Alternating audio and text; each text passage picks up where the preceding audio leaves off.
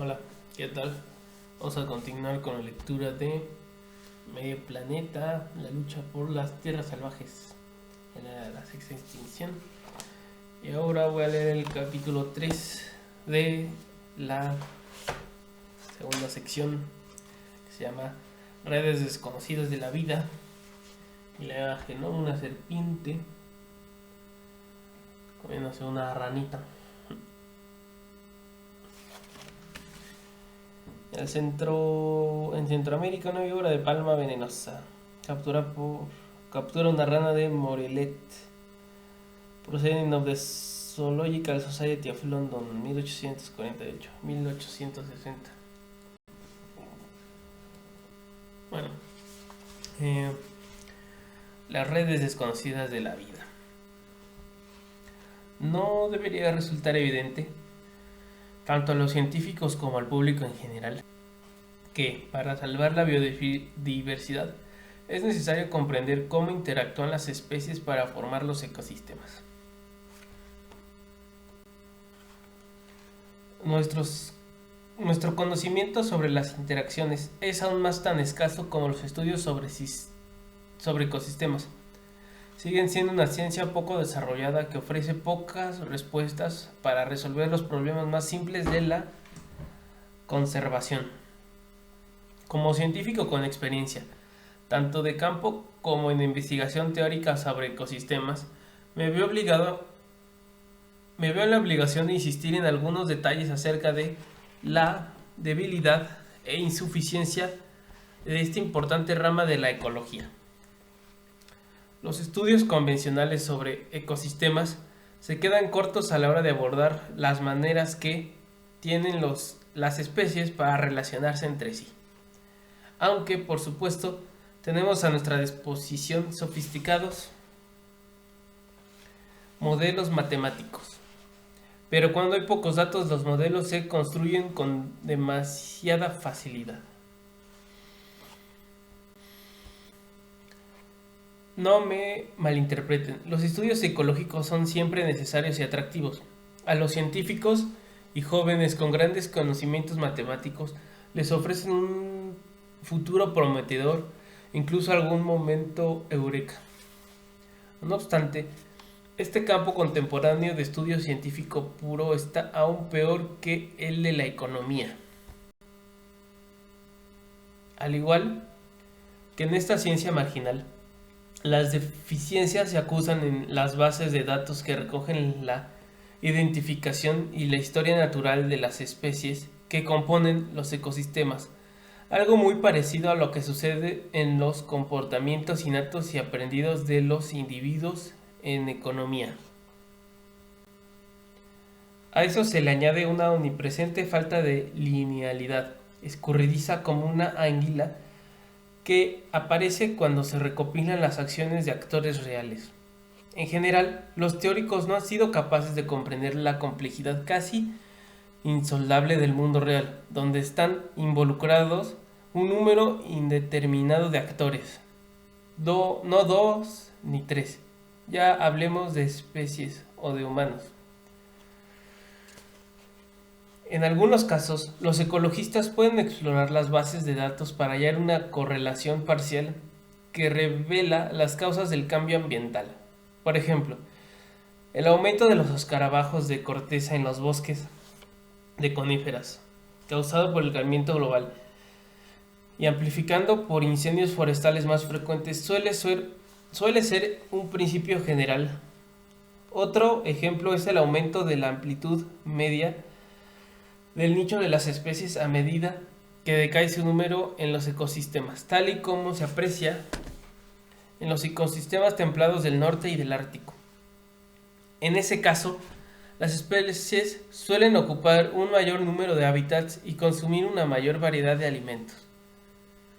Otra tendencia global es el aumento de la diversidad de los líquenes, coníferas y áfidos en el norte, a la vez que descienden las orquídeas, las mariposas y los reptiles en el mismo gradiente geográfico.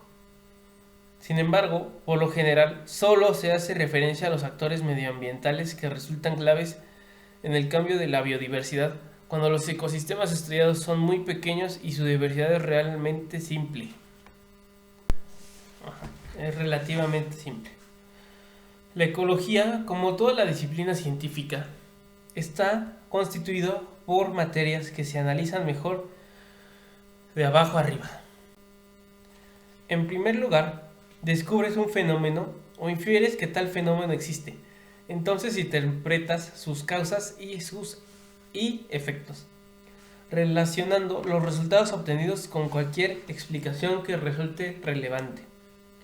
Con la explicación existente, mediante el sentido común o la inspiración, concibes posibles estudios, hipótesis, entre comillas, hacer posible explicaciones múltiples que se complementen. De ese modo, te encaminas hacia la búsqueda de más datos y de una teoría mejor que tal vez arroje más luz a cada uno de los fenómenos y al modelo del que forma parte.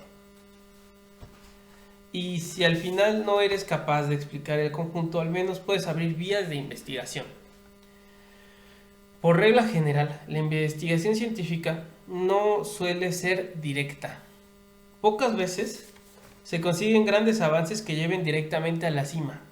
Más bien se avanza en diagonal, en zigzag, reformulando, dando vueltas, enriqueciendo el argumento, esperando, mirando alrededor, describiendo con más exactitud las diversas partes que la conforman y estableciendo con más firmeza la sucesión de causas.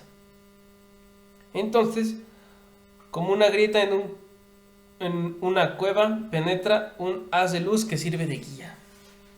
Y creo que esto también podría aplicar para una tesis de maestría, por ejemplo. Así es como se producen casi todos los logros científicos. Resulta obvio que no es algo frecuente en la ecología.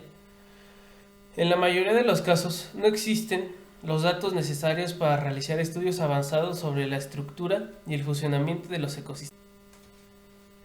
Preguntemos a los ecologistas cómo vamos a comprender los principios profundos de la sostenibilidad de un bosque o de un río si todavía no conocemos siquiera la identidad de la mayoría de los insectos, nematodos y otros pequeños animales que hacen funcionar los ciclos de la energía y la materia.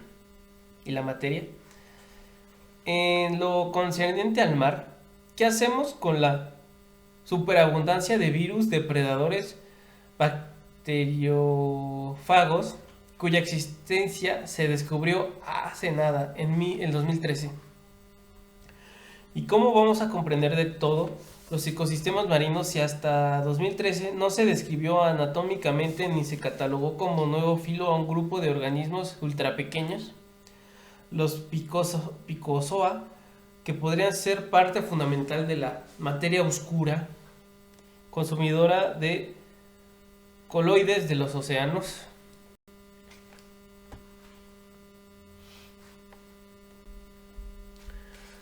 Abordemos desde otro punto de vista el asunto de las ciencias en la ecología.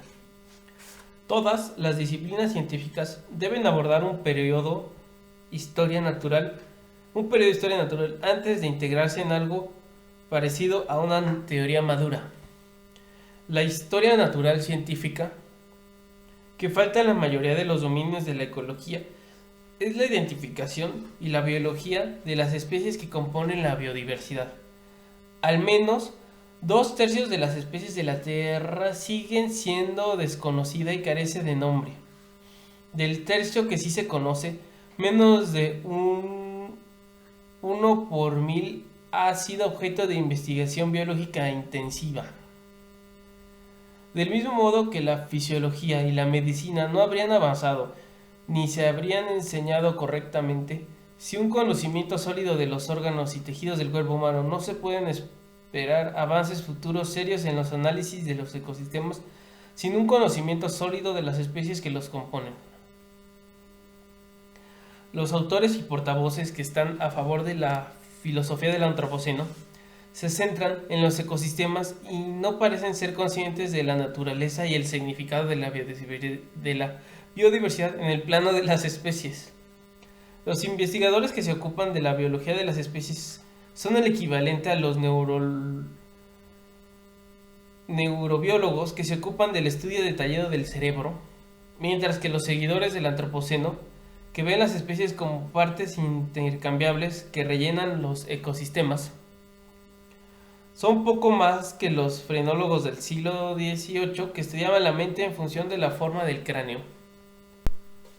Bueno, y esto que dice Wilson, yo creo que incluso le competiría, bueno, sería una crítica no directa obviamente, pero sí le llegaría a Bruno Latour en su libro Cara a Cara Gaia. Bueno, Facing Gaia o Cara a Cara con el planeta. Pero bueno, continuando. Se deduce, por tanto, que en gran parte del trabajo sobre los ecosistemas en un futuro inmediato residirá en el estudio de la biodiversidad en el escalafón de las especies. La exploración de la biodiversidad comienza, como siempre, en la taxonomía.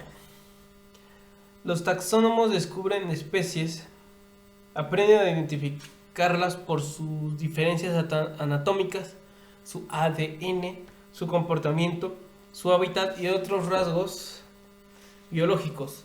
Toda esta información tiene valor práctico. Supongamos que una nueva clase de mosca de la fruta que se ha introducido desde un lugar aún desconocido amenaza los campos de cultivo de alfalfa. ¿Cuál es el nombre y la identidad de este invasor? ¿De dónde viene? ¿Cuáles son sus parásitos y otros enemigos naturales en su lugar de origen? ¿Qué más se puede aprovechar del conocimiento sobre su biología para intentar controlarlo? ¿No sería sensato esperar a que se produzca una situación tan urgente como esa para empezar a investigar desde lo más básico? Tengamos en mente que el número de esas especies invasoras está creciendo de manera exponencial en todos los lugares del mundo. Además, en pleno apogeo con plagas potenciales, una pequeña fracción consistente en microbios causantes de enfermedades y otras está formada por insectos y otros organismos que transforman los microbios patógenos desde un ser humano o animal doméstico a otro. Consideremos un segundo tipo de problema cada vez más urgente en el ámbito de la conservación. En 2014, los directivos de la industria del aceite de palma propusieron talar y convertir en cultivos la mitad de la selva de Borneo, mientras mantenían la otra mitad como reserva. ¿Qué efecto tendría esta destrucción masiva en la biodiversidad de Borneo? ¿Sobrevivirán todas las especies de la isla en la reserva cercenada? El 80%, la mitad. Y durante el proceso, ¿a cuántas especies únicas en el mundo se llevaría por delante la motosierra? La experiencia previa en conversaciones de ambientes naturales indica que la pérdida podría ser menor al 50%, aunque rondaría una cifra entre el 10 y el 20%. Muchas de las especies presentes solo en la mitad destruida desaparecerían para siempre o estarían destinadas a una extinción inmediata, antes incluso de que la ciencia llegara a conocerlas. Otro problema es la reivindicación de los seguidores del antropoceno de que ya no quedan tierras salvajes, de que la Tierra ya es un planeta usado y la naturaleza sin restricciones está muerta o moribunda. Dicen que ha llegado la hora de otorgar más protagonismo a las personas, mezclando gente y especies salvajes de forma que ambas se beneficien de manera simbiótica. Pero, ¿cuántas especies y cuánta naturaleza sobreviviría?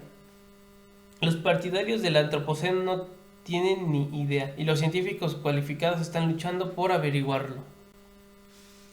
He insistido en que la especie es la unidad jerárquica dentro de la biodiversidad, ecosistema, especie, gen, que se puede y se debe estudiar con más meticulosidad con el objetivo práctico de salvar todo el conjunto.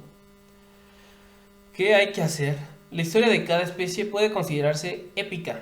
La biología completa de una especie puede ocupar la vida entera de un científico, Incluso con un centenar de científicos centrados en dicha especie, nuestro conocimiento sobre ella sería incompleto. Existe un nicho donde la especie vive íntimamente con otras especies, presa, depredador, simbiontes internos y externos, transformadores del suelo y de la vegetación.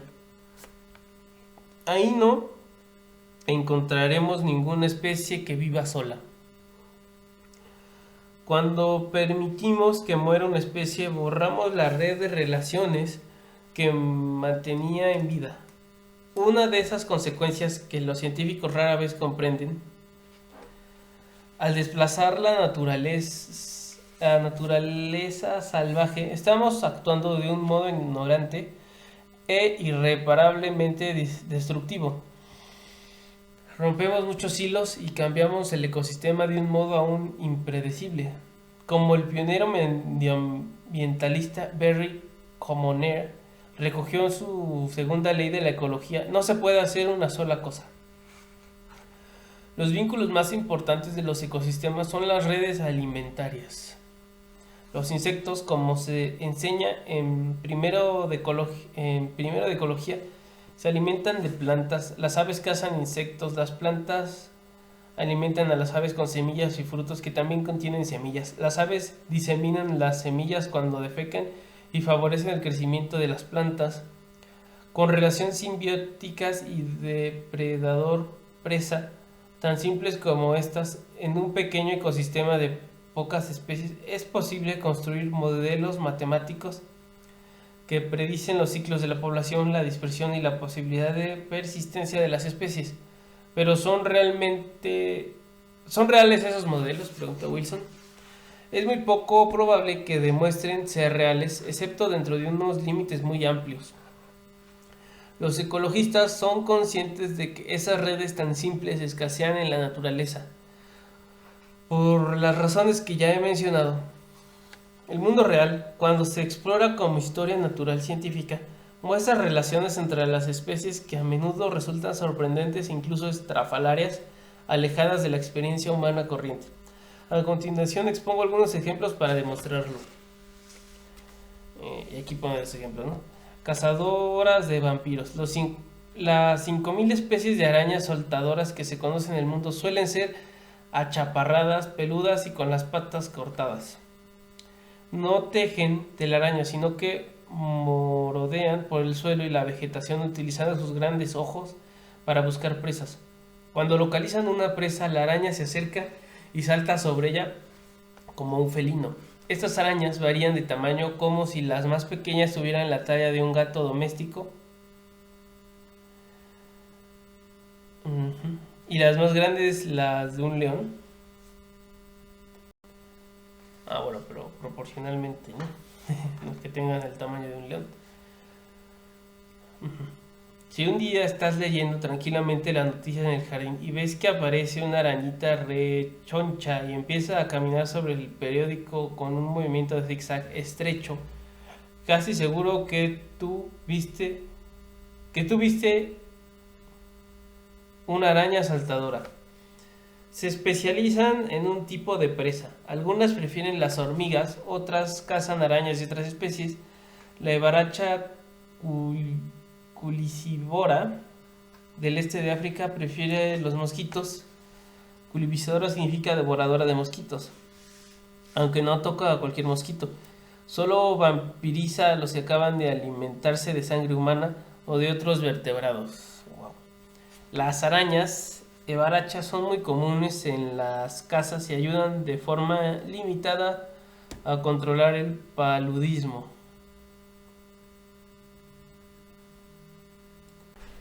Que paludismo es como sinónimo de malaria, ¿no? Los señores de los zombies, la otra especie, ¿no?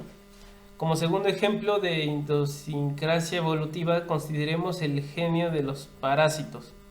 Las larvas oruga de la polilla gitana europea evitan a los pájaros y a otros depredadores escondiéndose durante el día bajo la corteza de los árboles. Cuando cae la oscuridad suben hasta la copa del árbol para alimentarse de hojas. Su comportamiento diurno, en cambio, se altera cuando las larvas están infectadas por un virus, en concreto un nucleopolidrovirus,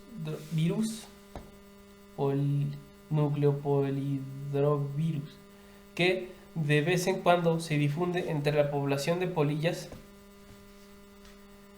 gitanas con una efectividad mortífera.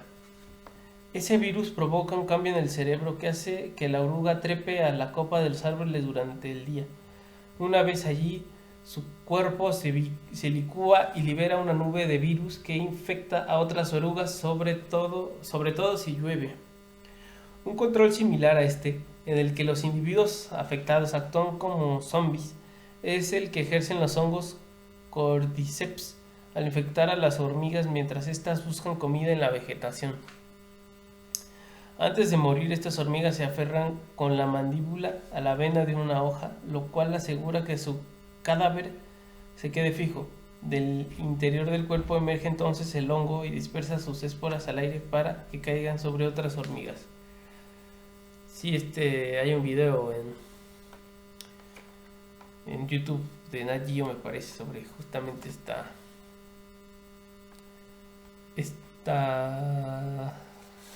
pues sí, este hongo zombie, ¿no? Lo voy a buscar y lo voy a poner en la descripción. Los embaucadores. La precisión en la evolución de las especies a menudo incluye el engaño.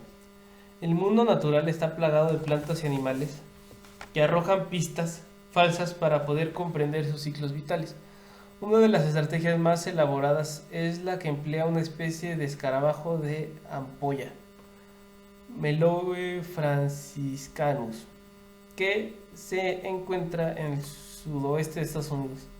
Este escarabajo utiliza una serie de triquiñuelas para robar los recursos de una abeja solitaria, frecuentemente en los mismos hábitats. La hembra del escarabajo de ampolla primero pone los huevos en la base de una de las plantas que suelen visitar esas abejas en busca de polen y néctar. Cuando los huevos eclosionan, las larvas del escarabajo trepan por la planta y se agrupan formando una pequeña masa esférica. Las diminutas embaucadoras desprenden entonces un olor con las mismas sustancias que utilizan las abejas hembra para atraer a los machos.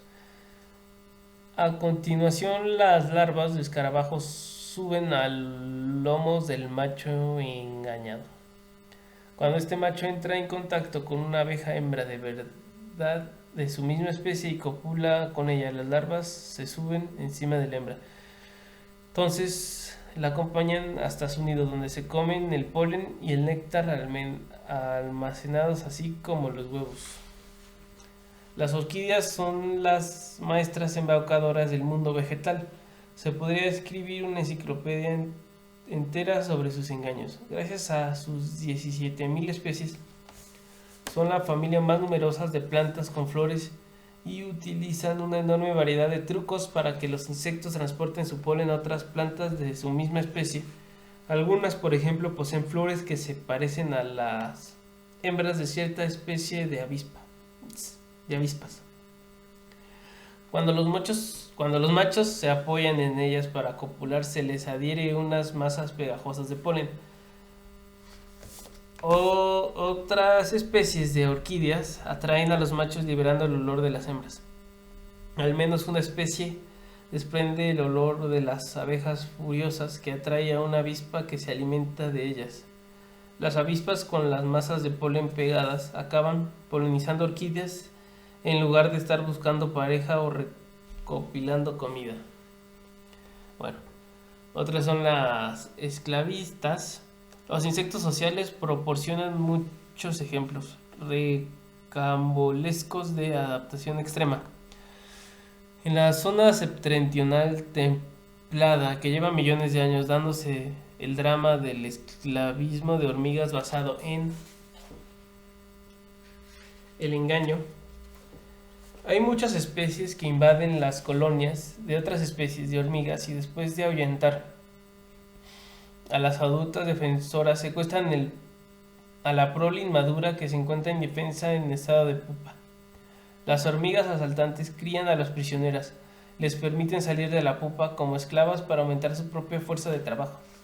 En estos casos extremos, las esclavistas, como los guerreros espartanos de antaño, dependen por completo del trabajo diario de las esclavas. El engaño está basado en un rasgo universal de las hormigas. Durante los primeros días después de haber salido de la fase de pupa, convertidas en adultas, prestan una especie de atención al olor de la colonia que las rodea. Desde entonces hasta el día en que mueren, las prisioneras consideran a las esclavistas como sus hermanas, no como las opresoras que son en realidad. Muy fuerte. Las hormigas esclavistas son guerreras feroces. Algunas están equipadas con unas potentes mandíbulas con forma de hoz para matar o mutilar a las defensoras de las colonias que quieren asaltar. Una de las especies que estudié consigue ese mismo resultado utilizando sustancias de propaganda. Durante los ataques, los asaltantes liberan una gran cantidad de químicos que actúan como una señal de alarma para las defensoras. El pánico se propaga entre las obreras asediadas del mismo modo que si entre los humanos saltara una alarma de incendios a todo volumen. Los asaltantes no se asustan en lo más mínimo, sino que sienten atraídos por el olor de sus propias feromonas. ¿Qué harían las esclavistas si tuvieran que vivir sin el trabajo de las esclavas? Un día decidí averiguarlo sustrayendo a todas las esclavas de la colonia que tenía en mi laboratorio. Las guerreras, al verse solas por primera vez, intentaban realizar las tareas que antes hacían las esclavas, pero las hacían mal. Cuidaban a las hormigas jóvenes con negligencia, las transportaban a lo largo de pequeñas distancias y soltaban en lugares equivocados. Eran totalmente incapaces de aportar alimento al hormiguero, incluso cuando ya colocaba trazos de comida cerca de la entrada.